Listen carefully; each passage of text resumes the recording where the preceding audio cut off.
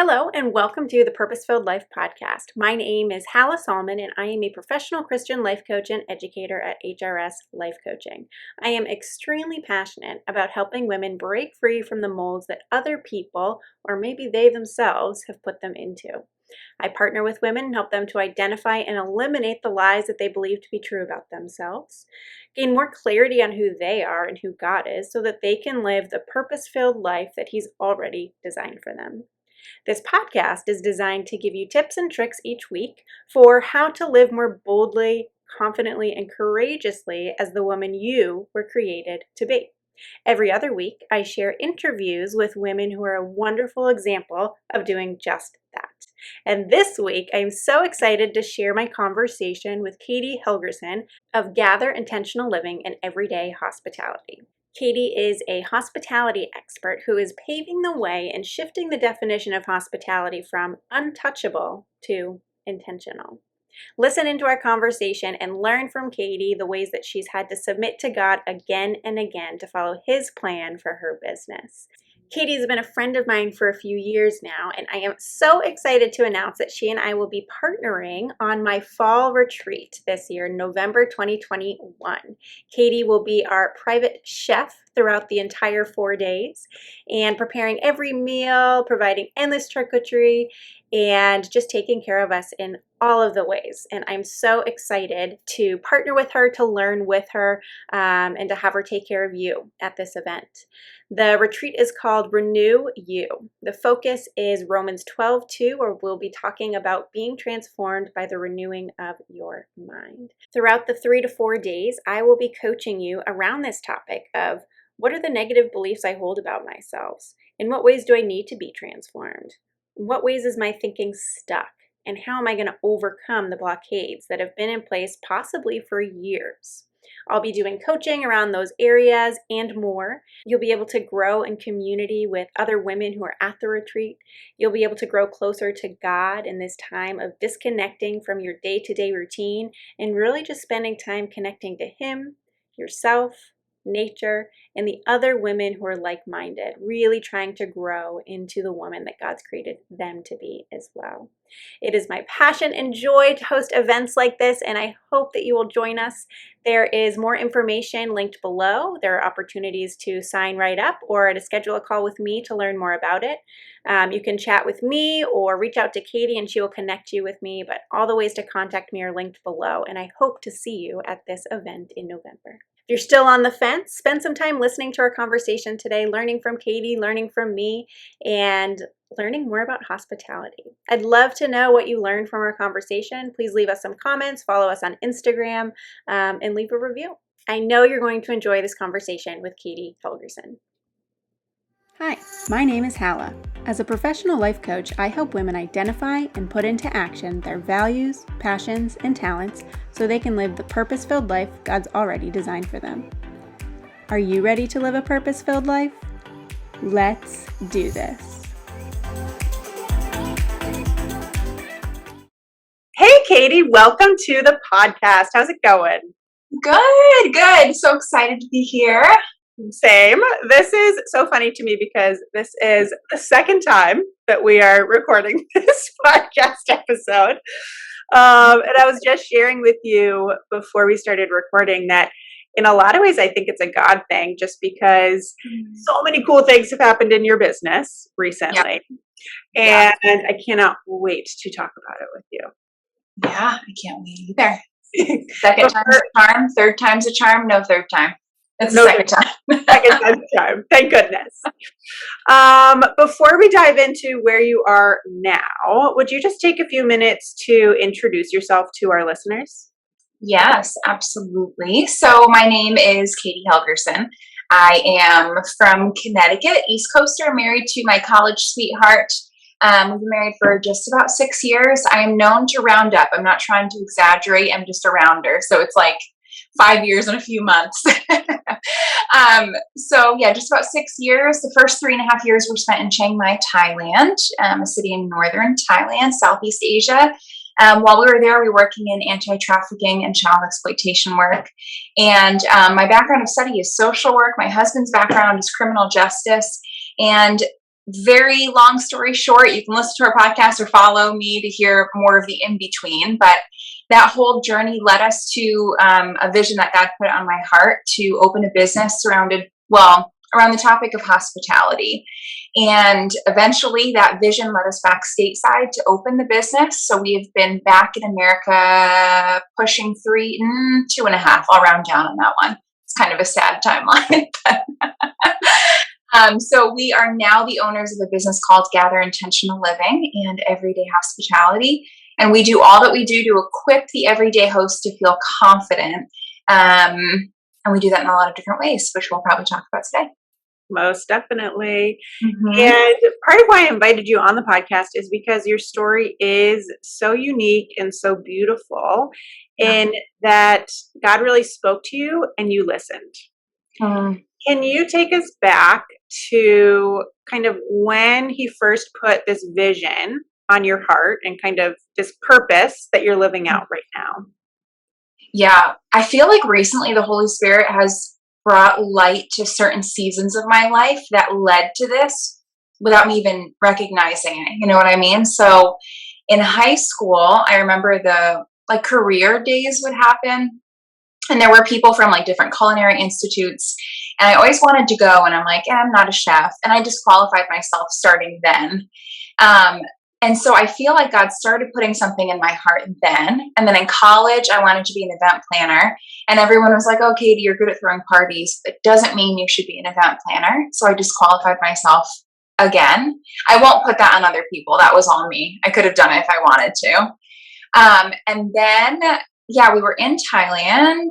A lot of different stories kind of coming into one. But I was a social worker working with victims of trafficking, and I saw that there was this gap with them re-entering society. They would re-enter. There was no way for them to really do that well, and they would end back in the system. So I was like, there needs to be something here where their first step is filled with grace and people that understand how to help them re-enter well.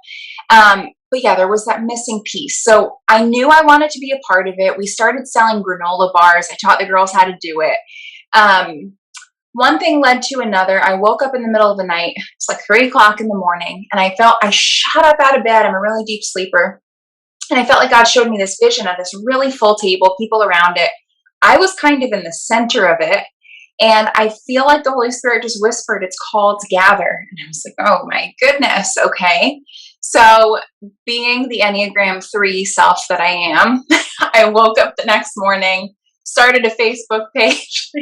I had no idea what this meant, but I was like, okay, I have this little project. God must mean that I'm going to make food for gatherings.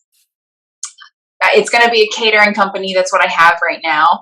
And it's called Gather. So I will say that little project that we were working on was successful, for lack of a better term. It really helps the kids. It really provided for the community.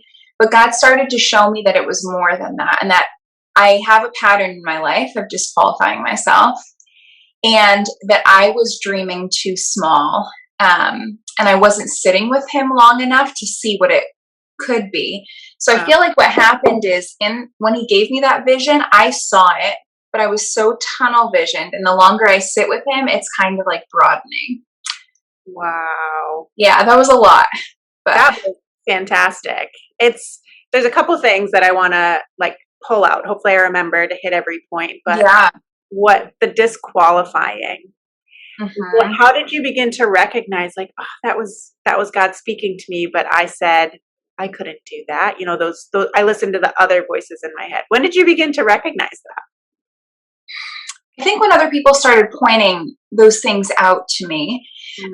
So when I first started dreaming of the Gather that we have today, it was going to be a cafe, because catering company was going to lead to a cafe. And I said, I'm going to bring other people in to teach. So I'm going to find experts to teach about hospitality. And people started saying, Kayty, people want to hear from you. They want to learn from you. And I was like, well, I am a missionary. I'm a volunteer with a very small income. My house is not perfect. I'm 24 years old, blah, blah, blah, blah, blah, blah, blah. And people are like, you don't see what we see. And so I guess I just started putting it to the test, and I realized, wow, I actually have a lot of life experience to draw from. God has equipped me with everything I need. I need to do this. Wow. So cool. It's important. I Mm-hmm. think the people we surround ourselves with, that's such a testament. We need people who see us the way that God sees us in a lot of ways and Yeah, empower us. totally. And Mm-hmm. say more about, you said the more you sit with God, the more He expands your vision. Share with. Hmm. Yeah. So I um I throw a lot of like God tantrums, especially in no, I've my journey with God through this process has sometimes been really sweet, oftentimes bittersweet. And I think God can handle it. We hear that, but whether it's not always just when it's really sweet and I'm on my comfy sofa in my robe hearing from God. Sometimes it's in the tantrums too. And this actually happened the other day. I'm jumping ahead. I was like, God, I don't know what if I could do this anymore. So unfortunately, this season has gotten to a place where we hit a little bit of a roadblock. Mhm. And I was like, God, I don't even know if I could do this anymore. Is this really what you have for me? The timeline is just miraculous. We're really getting deep fast here, but yeah, my husband and Colby and I were in tears, just like kind of at our end. And we were like, okay, God, fine. Like, we either have to show up or tomorrow we're quitting. Okay. That's how real it got. And we're playing cards in our living room, 9 o'clock at night. And my phone goes off. And a very reputable account, Sharon Says So, had found us, shared about us, and we were getting thousands of followers a second. And so, even in that moment of me saying, God, I'm done. You are clearly not providing for us. Things are a mess right now. He's like, oh, yeah, Kayty, watch this. And what happened through all of that is, yeah, I mean, it just changed everything. Oh my goodness. I Mm-hmm. actually noticed, well, I follow you on Instagram, obviously, and I was watching your story Yeah. and I was tracking your followers because I was like, oh my gosh, this, and I was like, Mm-hmm. Jack is my husband. I was like, oh my gosh, they just gained like 4,000. Like, how many did you end up getting? So, you Thousands, know right? what's really funny? I want to like write to Instagram after 10,000. It doesn't give you like a person by person update. It Oh updates them in chunks. So I don't know the exact number, but like 3,500, something like that. my gosh. I know. Wow. Which, any small business owner, it's taken me like 3 or 4 years to reach 10,000. It's not easy. Like, that was so significant. So So significant. that's a very big example of God being like, oh yeah, watch this. But in smaller ways, God just having people reach out and saying, I love the way you do this. Can you teach me? And I'm like, you want to be taught? So it's looked different. Yeah. That's so Mm-hmm. crazy. So the terminology you use, having a tantrum with God, is that just, having more of like a pity party, or what does that tantrum really look like for you? I'm asking because I know that other people have those, Yeah. we all have those moments, right? And so Yeah. being able to learn from your experience and the Yeah. way that God showed up through that, I think is really powerful. Yeah. So this past year, really, Gather has skyrocketed in the way of opportunity. And in that, that didn't always mean financial opportunity for us. I'll just be totally transparent. So there was a whole lot of exposure, recognition. Our work was finally being seen, all of that, lots of confirmation. But there's been this underlying theme of, okay, God, like, we need, just provision in other ways too. And so that was really confusing for me because I've been on this journey of seeing God as Father. And I'm like, a father provides, a father provides. And so I've just had to learn how to go through that with him. And I have a tendency to pull away when I'm struggling with him and just not sit with him at all. And I've learned, actually, no, like, this vision and this purpose he gave me was crystal clear. And it's becoming more and more clear by the day. So I need to know your heart. I need to hear from you. And so I'm going to come to you, even if that means I'm a little bit angry. What does it mean to you to go to God? What does that look like? That's a good question. So, as funny, I mean, if you need to picture me on my floor kicking and screaming, do that, but that's not what it looks like. It's internal. So I've always admired people that can sit on their sofa with a cup of coffee and have quiet time with God. That's not me. I focus better when I'm doing something. And so for me, when I'm doing the dishes, when I'm working on a creative project, when I'm on a walk, yeah, just those conversations with him, those like heart talks. Mm-hmm. Love that. That's typically through prayer for you? Yes. Yeah. Prayer or creativity. Mm-hmm. Yeah. So important. And I think it's valuable to hear the different ways that people connect to God, because we're each unique and we each have an individual relationship with him. And so it's not all going to look the same. And that creativity, God meets us where we are, and he wants us to be who he created us to be. There's fullness there. Yeah. Fullness there for sure. And part of what you're saying about kind of pursuing your purpose, because that's what this podcast is designed to help other people understand. Part of what you've said is you had a clear vision.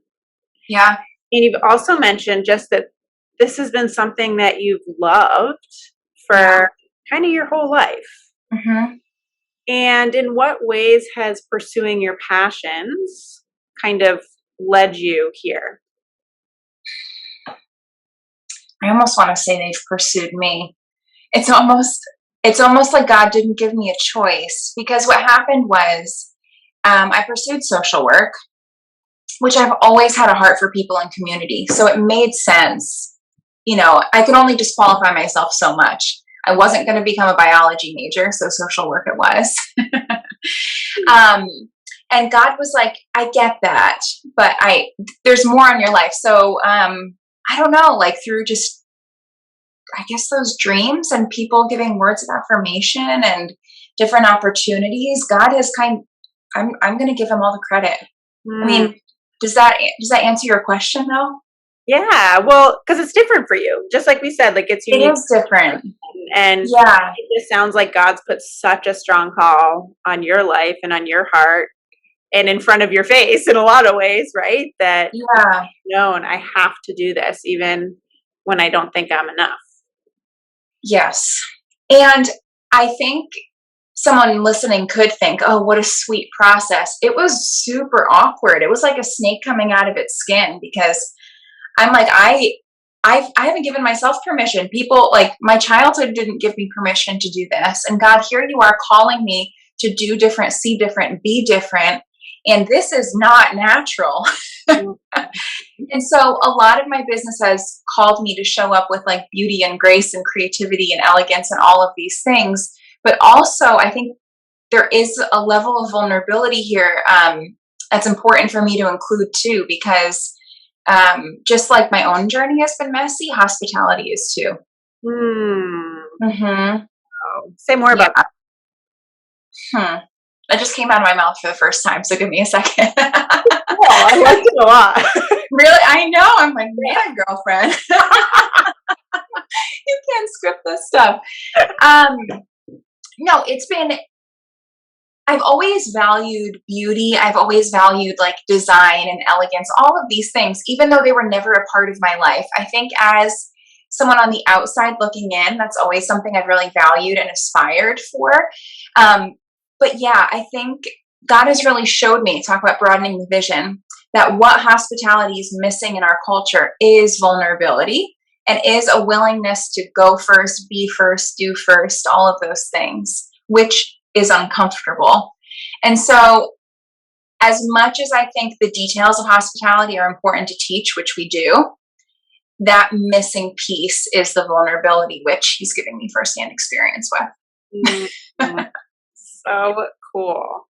Yeah, say a little bit more about hospitality. That was a really good little like snippet of what you're learning and what you love about hospitality. Can you just say a little more about that term? Yeah. So we really feel like our culture teaches, not bashing anyone, I think it's just all we've learned as a generation, year after year, is untouchable hospitality. So a hospitality that focuses on facade, appearance, and a shell, but the inside's kind of hollow. And we always wonder why it doesn't lead to connection, why it's not working, why it's not more fruitful, all of those things. And we believe that God's trying to combine two worlds, a world of vulnerability and connection and meaning to this world of hospitality, and that he really wants to breathe this new generation of connection around the table.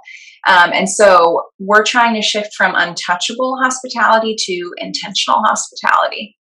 Intentional hospitality. Yeah. And what's that look like?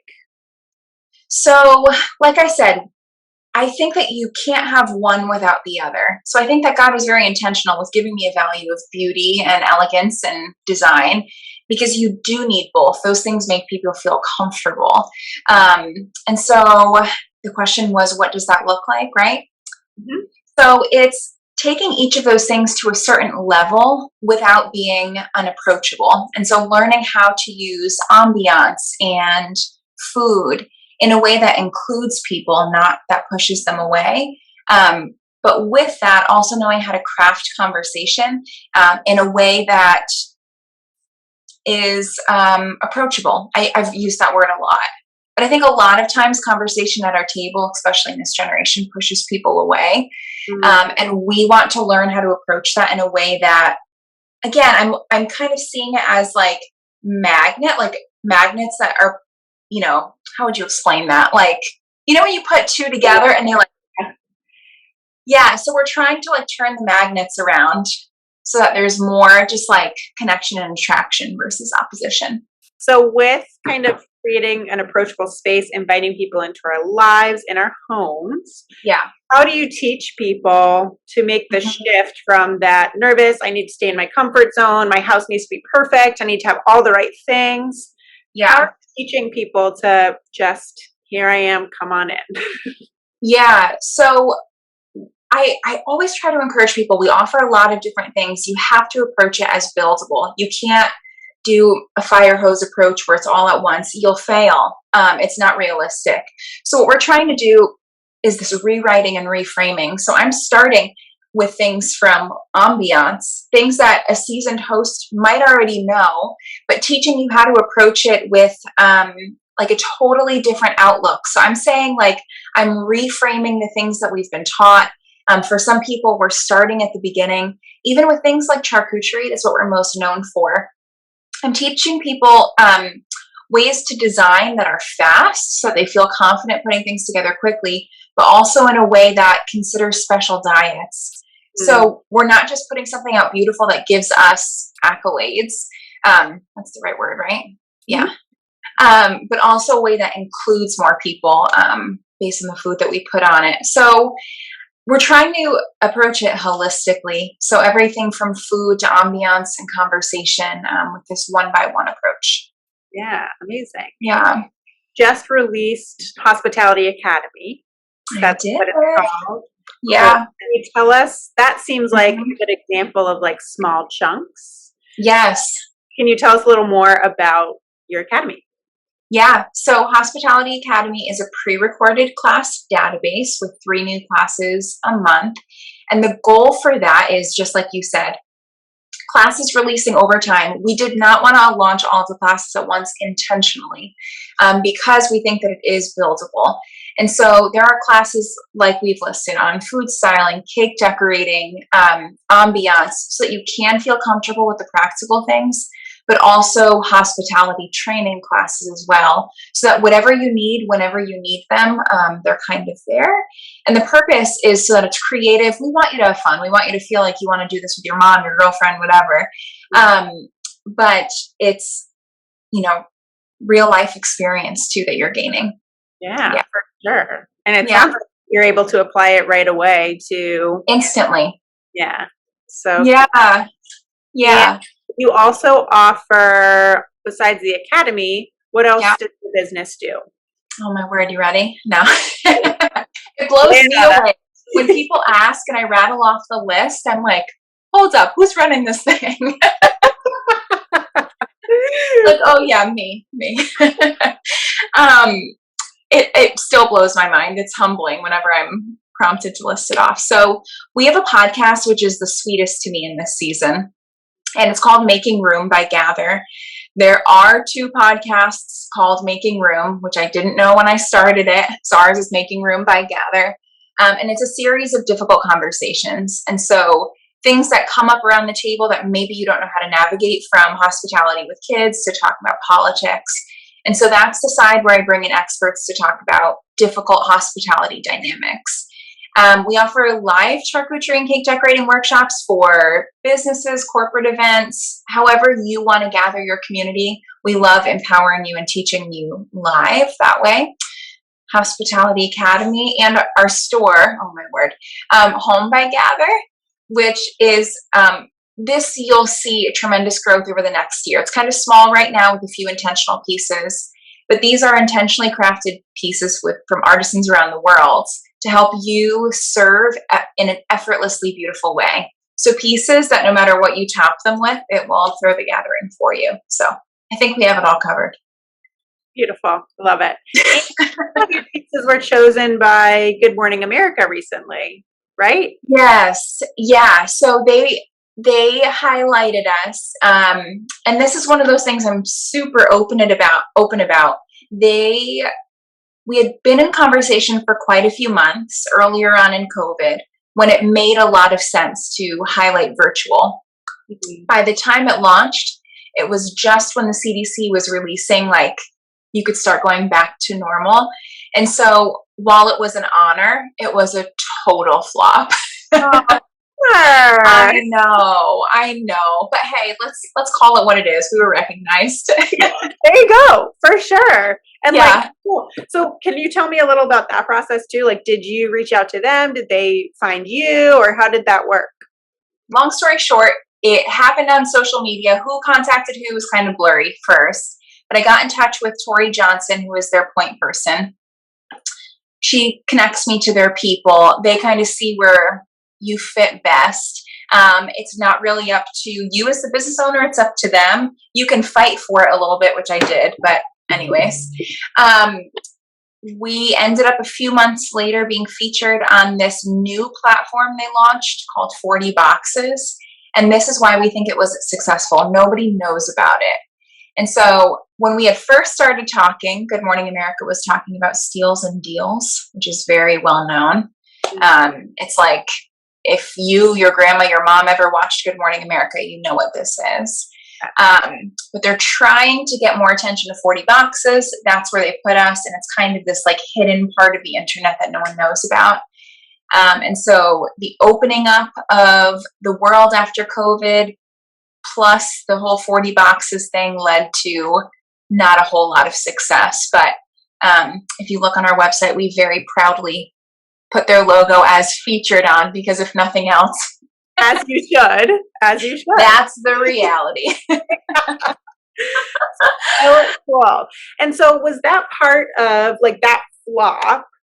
Was that part of what made you begin to question, like, am I even supposed to do this? Or what led to that point where you were like, God, I give up. Like, this can't be what you're calling me to. It's too hard right now. Yeah, that's such a good question. And I'm so transparent with this stuff. Like, very few small business owners talk about like the money and financial piece. And we don't have to get into that today unless you want to, but Good Morning America, being featured on it is expensive. You have to front, I didn't have to pay them, but you have to guarantee a certain amount of units are available for the show, but they don't guarantee this. Well,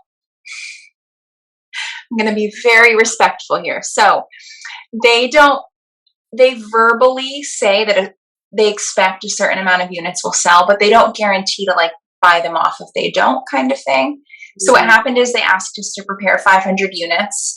We prepared 375, and I think only 20 sold. Mm-hmm. And so we were stuck with how umpteen hundred units. Wow. And no money to pay for them. And so that put us in a very, very scary situation as a business where we were like, God, where are you? Like, you opened the door for Good Morning America. Not only did it not work, depending on how you look at it, but now we're stuck kind of in debt, honestly, like as a business, and we owe other vendors money, and it's creating a lot of friction and a bad name for the business. And it just seemed to snowball. And then the CDC, and I don't want to make this a conversation about COVID, but like things opened back up, one thing after another. It just seemed like things were stacked against us. And we went from like 6 record-breaking months financially to 2 or 3 months of $0 income, or like $20. And so very significant things that I think it does require us to say, now what, God? And I think instead of asking him, now what, I started to say, like, why are you doing this? It's over. And he was like, can you just sit and listen? And what he started to show me was, we developed this huge nationwide community, coast to coast. I'm not trying to brag. It's just showing the significance. Like facts. Yeah. Yeah. Thousands of people. And he's like, you brought them so far. Now it's time to bring them some, steer them a different direction. And so I don't know how we're going to make money from it yet, but he's instructing us to talk more about the hospitality piece than the charcuterie, because we kind of have that coverage. So shifting to more of a different type of brand. Yeah. Fascinating. It's, it keeps coming back to the more time you spend with God, the more time you listen to him, he's revealing things. Mm-hmm. And I just really want to reiterate too the difference between, okay, God, what now?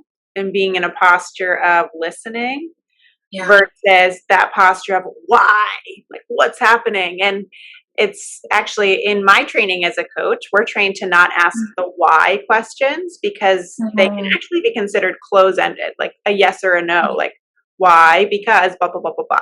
And that's the end of it. Versus, what's the possibility here, God?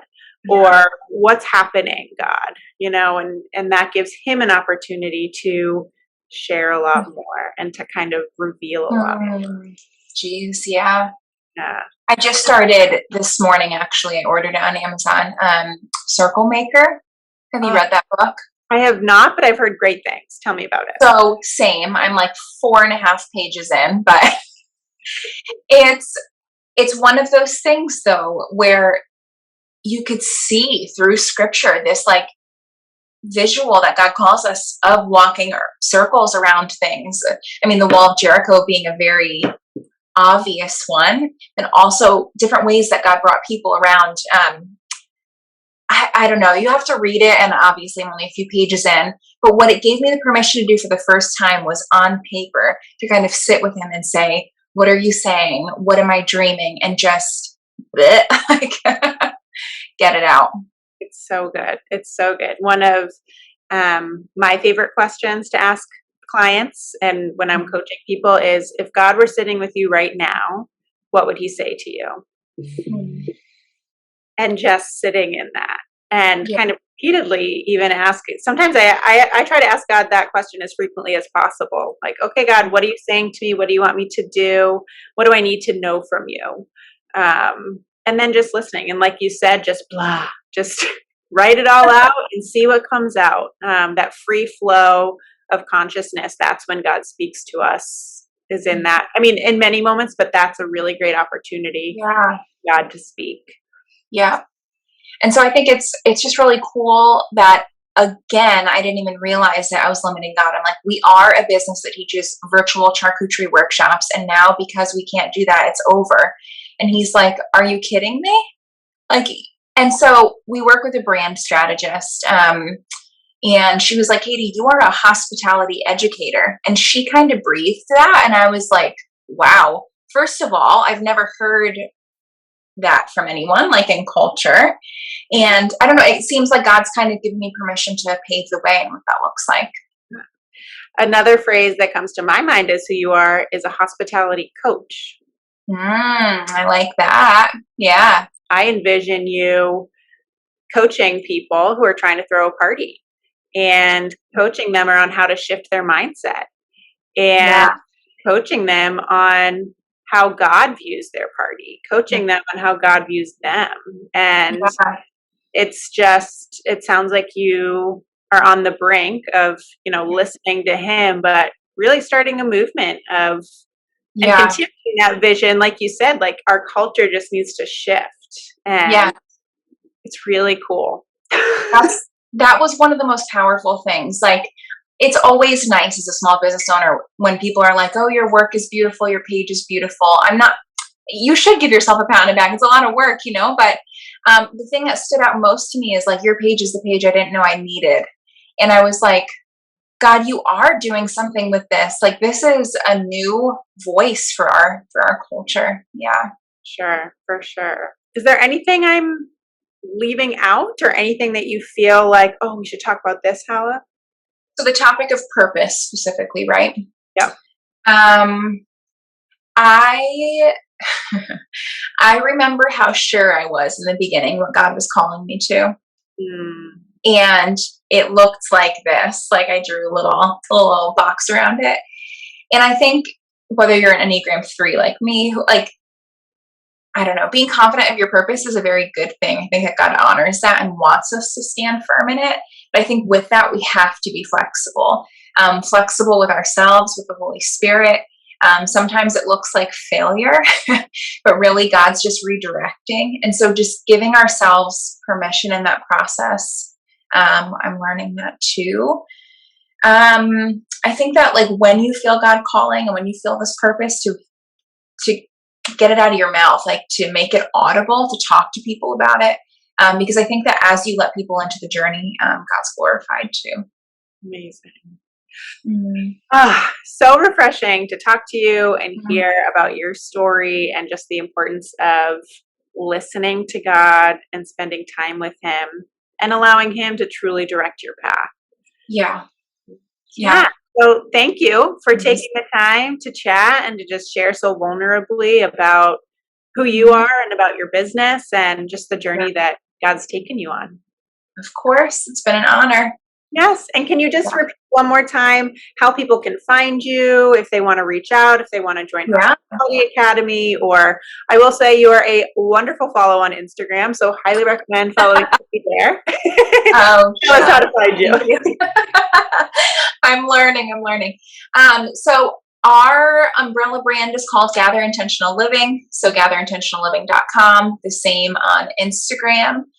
You could find all of your links through that one page. But if you wanted to know specifically about the membership program, hospitalityacademy.com. And instead of a Y, it's spelled with an IE.